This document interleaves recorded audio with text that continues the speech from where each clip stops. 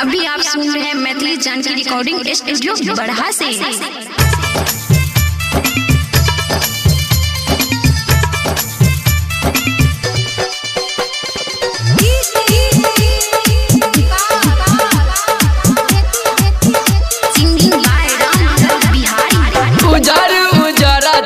Powder लगेले मंगला पचुमा जान हमरा भगेले पचुमा जान हमरा भगेले उजर जान पाउडर लगेले मंगला पचुमा जान हमरा भगेले तोहर जवानी के नै छै जोड़ी चुए दे अपन अंडा गोरी बढ़ जतो तोहर धंधा गोरी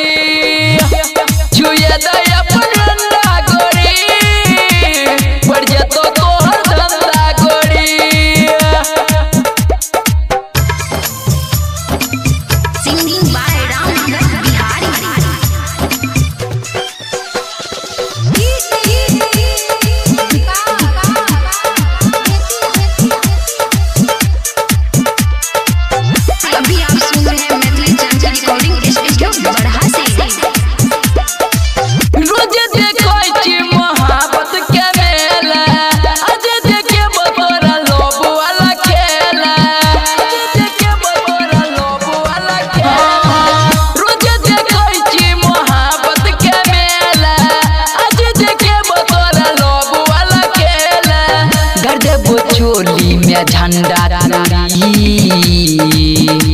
चुए दे अपन अंडा गोरी बढ़ जतो तोहर धंधा गोरी चुए दे अपन अंडा गोरी बढ़ जतो तोहर धंधा गोरी। अभी आप सुन रहे हैं मैथिली जानकी रिकॉर्डिंग स्टूडियो बड़हा से।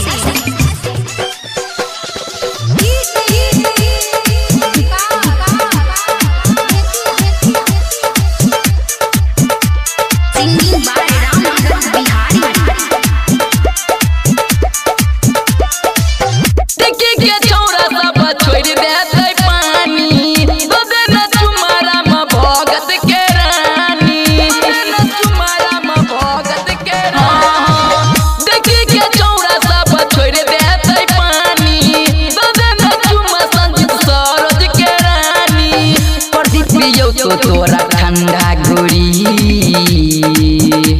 चुए दे अपन अंडा गोरी बढ़ जतो तोहर धंधा गोरी चुए दे अपन अंडा गोरी बढ़ जतो तोहर धंधा गोरी। अभी आप सुन रहे हैं मैथिली जानकी रिकॉर्डिंग स्टूडियो बड़हा से।